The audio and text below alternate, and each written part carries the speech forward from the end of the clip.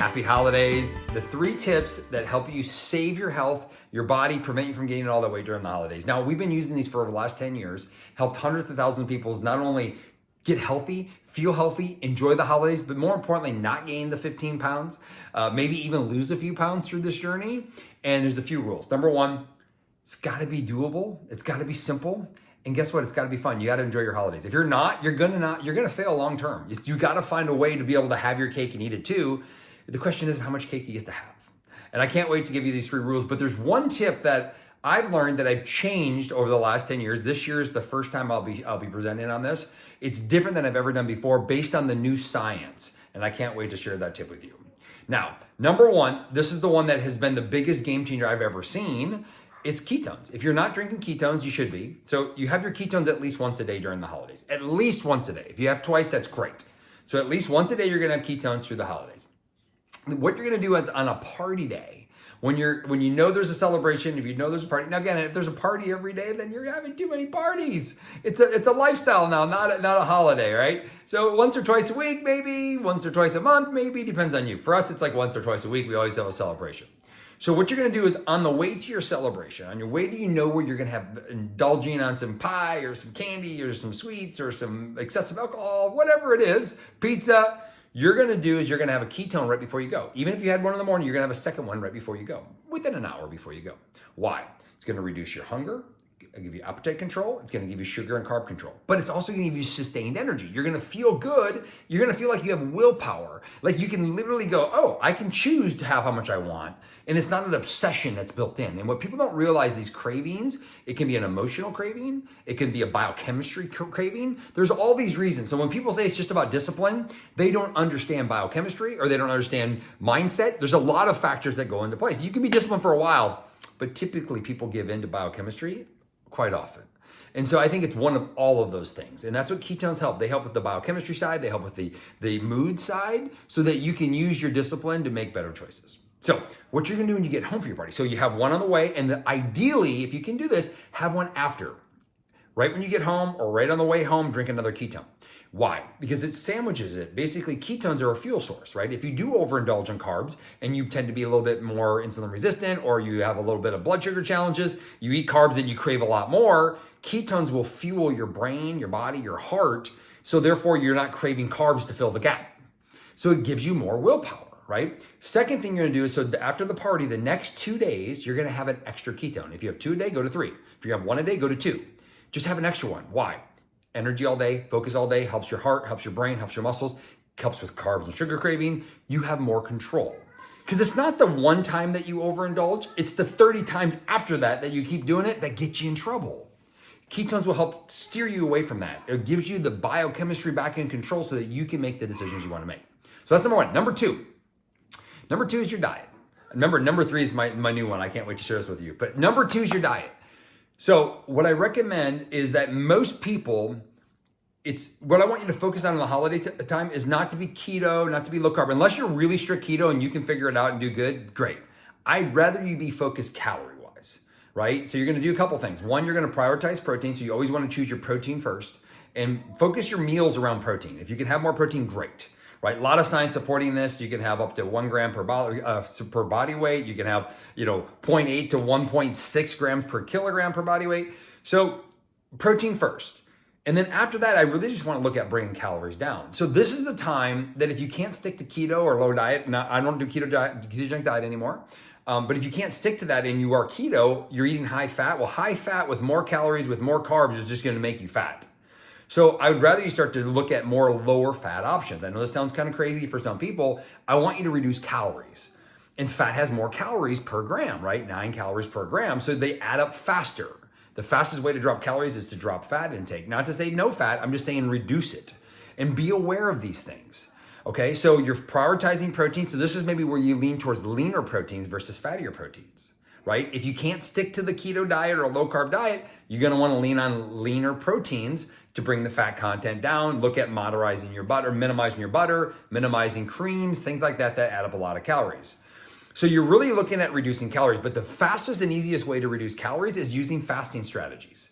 Now there's a few simple ways of doing this. Number 1 is your fasting strategy. So what you want to do is when you're fasting is you're going to do either intermittent fasting or you're going to prolong fasting. The simplest, most productive way of doing it is intermittent fasting, where you just basically delay your breakfast or you don't eat dinner after 3 p.m. I'd say 3 p.m., yes. So you basically eat your first meal around noon. So you just skip your first meals in your morning. So you're shortening your eating window. So you maybe eat between 12 and 8 p.m. or 12 or 6 p.m. And you're gonna eat all your calories, which will be less than calories because you have less time to eat it, being conscious of the food types you're choosing. High quality, healthy foods as often as you can, especially on the non-party days. Eat clean, eat healthier, eat lower calorie foods, lower fat proteins, prioritizing proteins, eat more fruits and vegetables. You can even, if you're eating carbs, you can eat rice, but just try to minimize the calorie side of it and don't eat after 6 or 8 p.m. 8 p.m. is pretty good. 6 is you're pretty extreme. And so that's all you're gonna do on your non-party days. At least 3 to 4 times a week, you're gonna have this intermittent fasting where you're eating a small amount. Your calories may be low. You may be around 1,000 calories, 800 calories for some ladies. Men, you might go down as much as 12 or 1,500 because you know on the other days, you're gonna overdo it, right? And so what you're doing is you're banking calories for your fun time. So people like to think about calories per day. What about calories per week, right? You could have the argument if you just eat less calories per week, you'll still win and maintain your body composition, if not even lose some body fat, if you regulate things properly and you measure out things properly. So I love intermittent fasting. If you're somebody that wants to go a little bit more bold, what you could do is a 24-hour fast once a week. So you're banking in one whole day of calories, and then you're spreading the other 1,500 calories out throughout the week to maintain. So these are simple little strategies you can use. Of course, ketones support that, so it makes it really easy, it makes it really fun, really simple. But I love using fasting strategies through the holidays because you know that you're gonna have refeed days. So when I usually teach fasting, you have 3 to 5 days of intermittent fasting, depends on how active you are, how lean you are, how fit you are. And then 2 days at least, maybe 5 days or 4 days, you refeed, where you eat more calories to remind your body you're not starving, right? So I love that strategy. In the holiday seasons, we do that automatically because there's parties. There's always a celebration happening. So you want to intermittent fast or reduce calories on the days there's no parties. And you bring your calories down. And then on the days that there is party, there's just a refeed day. You allow yourself to be free, have a little bit of fun, splurge a little bit. And that's realistically why it works so well. That's why I can get people to lose weight or at least maintaining weight through the holidays because they never feel like they're super restricted, right? And ketones help with the metabolic system. They help with the biochemistry side of it to set your body up for success to metabolize fat more efficiently, which is a longer story and we can talk about later, why some people don't lose weight as easily as others, even though they're reducing calories. Because it's not always about calorie in, calorie out, although calorie in, calorie out is super important, but calorie in, calorie out for some doesn't work as efficiently as because they have some challenges going on with their body system. So, and that's why I love ketones because they turn those things back on and make it easy for you to be successful. But here's the last one, number 3. So number 3 is exercise. I used to, the last 9 years, I would always say just add 5 or 10 extra minutes of movement a day. So if you're not active, just add 5 minutes. If you're active, just add 10 minutes or 5 or 10 minutes after your workout. Just make your workout a little longer. You're banking calories by burning more.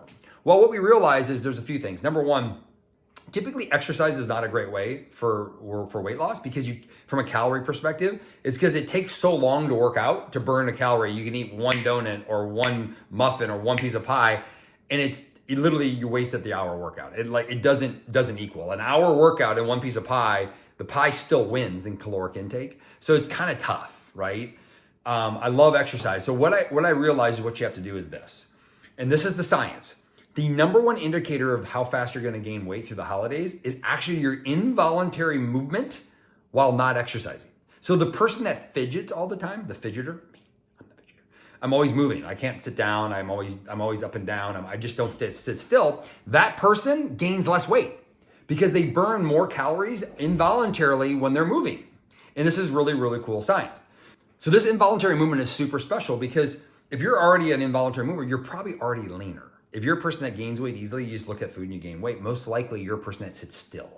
So adding 5 or 10 minutes does not move the needle. You have to put a higher goal in. You need I believe, I don't like really walking goals. I think they're actually kind of pathetic and not a really good benchmark for most people. Now, there's some people that are really sedentary that's the best they can do. But let's be honest, most of you guys watching this, you're better than just going for a walk, and you're better than just walking 5,000 steps.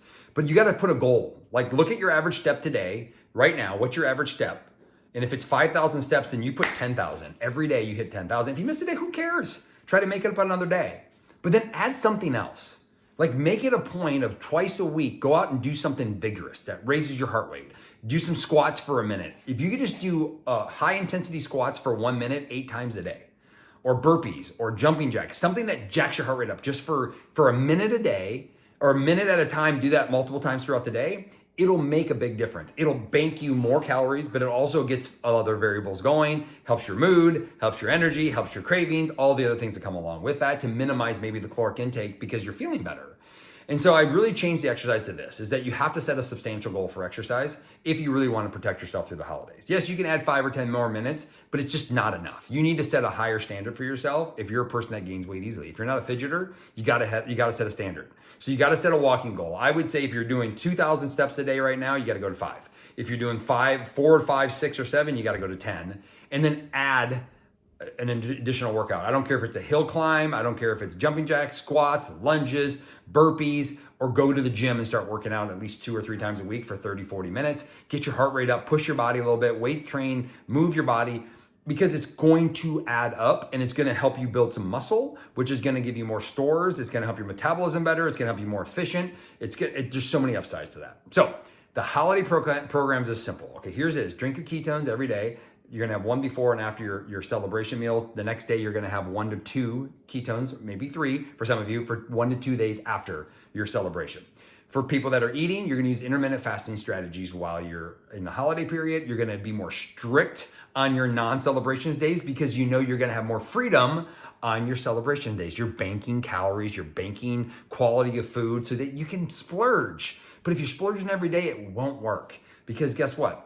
You're just punishing yourself and that's not gonna work. Drink your ketones to protect you through that process. And then number 3, you gotta set more standards on exercise. It can't be just 5 or 10 minutes extra. It has to be more than that. It has to be something that challenges you, push you a little bit more. Double your steps if you can. If you're over 10,000, you're probably doing pretty good, but double your steps if you can, and then add 2 days of vigorous exercise. I don't care if it's YouTube. I don't care if you go to TikTok and follow some routines, or Instagram, or go to the gym and follow the circuit. You got to do something to push your body, challenge your body, get your heart rate up, get your muscles working so that you can do better and have a great holiday. Celebrate it. It's the best time of the year when you're in control. And use this protocol. It will put you in control of your life and it'll make you feel better.